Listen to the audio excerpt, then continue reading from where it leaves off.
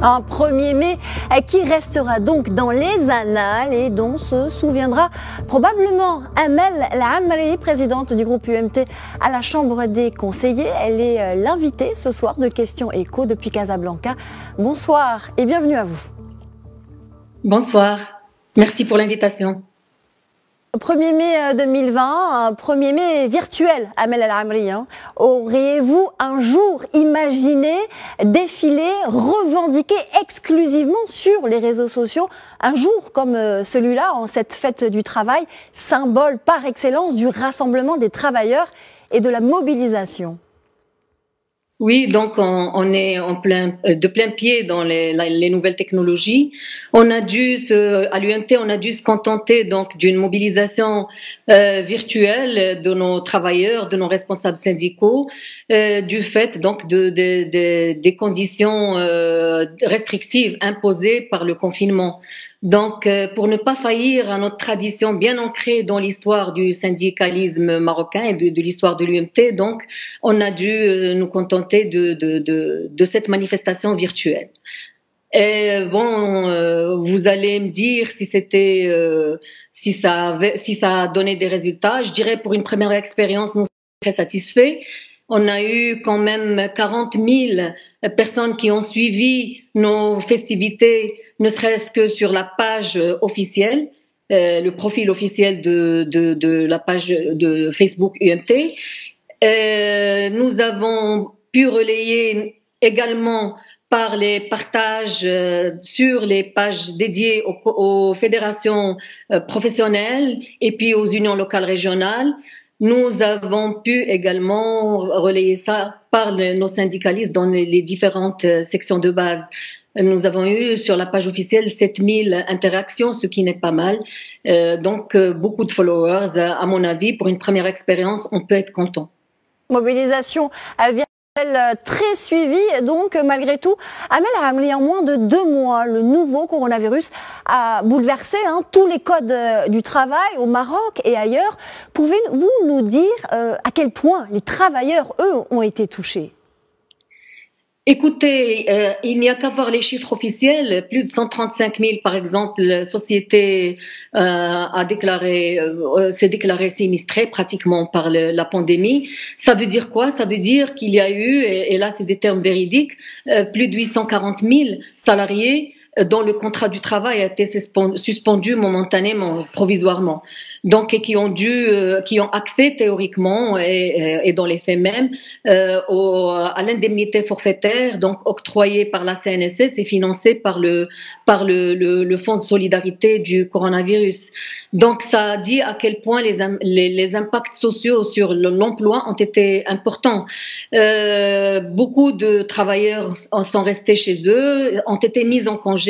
Donc, c'est des sacrifices. Quand on dit en congé, ça veut dire qu'ils sacrifient aussi leur congé qui est un droit, comme vous le savez bien. D'autres, les fonctionnaires, ont sacrifié également des journées de salaire. Les gens sont restés chez eux, ils ont eu du mal à concilier les responsabilités familiales, notamment les femmes, dont les enfants sont restés à la maison et donc les femmes ont eu la contrainte supplémentaire de surveiller la scolarisation de leurs enfants. Il y a eu des problèmes des transports liés aux conditions de confinement et à l'état d'urgence sanitaire, des problèmes de restauration, bref, de tout genre. Donc, les travailleurs ont été vraiment impactés dans leurs conditions du travail, dans leurs droits. Notre préoccupation maintenant, c'est que justement cette situation qu'on espère restera exceptionnelle n'aboutisse pas à des licenciements. Les entreprises ont pu accéder donc à des indemnités, à différents de soutien. Et justement, pour éviter qu'à la sortie de la crise, on mette les gens dans dans des situations de licenciement collectif.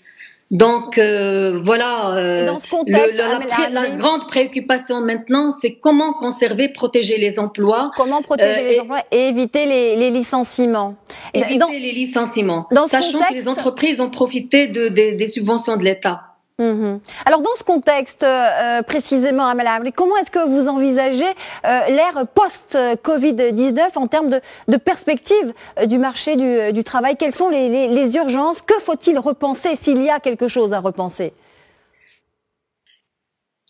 Écoutez, déjà, on est dans un moment d'incertitude. On ne sait pas, on ne connaît pas l'impact réel de la crise. Nous savons que dans les 3 mois à venir, il y aura au moins un tiers de la population active à l'arrêt provisoire. Donc, on parle d'une augmentation exponentielle du chômage. Moi, je dirais plutôt qu'il y aura du sous-emploi et il faut se préparer. Les plans de sortie de crise doivent prendre en considération cet aspect fondamental qui est le travail. L'État a déboursé des milliards pour que justement les gens ne soient pas mis à la rue et pour qu'ils conservent leurs emplois. Ce qu'il faudrait faire, pour nous, c'est des comités de veille. Nous regrettons que nous ne soyons pas en tant qu'UMT, donc que mouvement syndical en général, mais que l'UMT ne soit pas dans le comité de pilotage.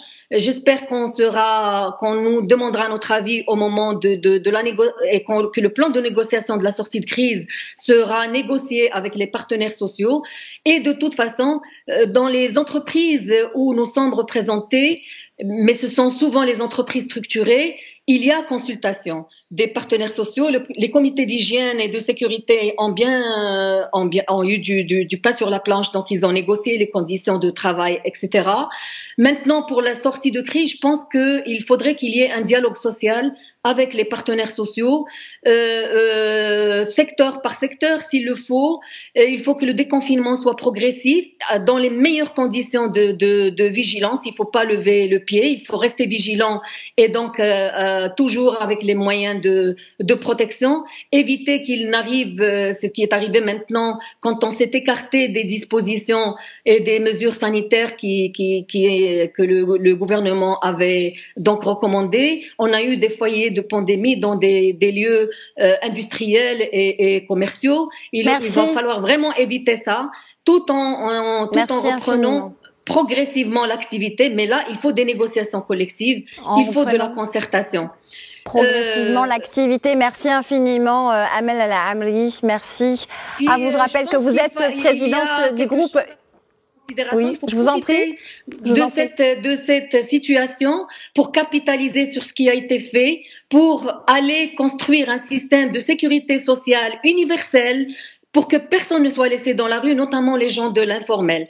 Il faudrait aussi prévoir des mesures de soutien du pouvoir d'achat par l'IR. Maintenant, la baisse de l'IR sur les travailleurs, c'est une opportunité. Aller vers une loi de finances rectificative s'il le faut, mais il faut vraiment que les secteurs sociaux soient pris en considération, justement parce que il va falloir préserver, entre autres, il va falloir préserver l'emploi et en même temps, il faudrait qu'on ait un système de protection sociale pérenne et dont les financements soient pérennes aussi et qui est capable donc de faire un pare-choc, de faire effet de pare-choc contre les crises qu'on pourrait avoir dans le futur. Sans oublier le secteur informel, l'appel est lancé. Merci infiniment Amel Amri donc pour votre contribution. Je rappelle que vous êtes président du groupe UMT à la Chambre des conseillers. Merci à vous, c'est la fin de la première partie de Questions Écho.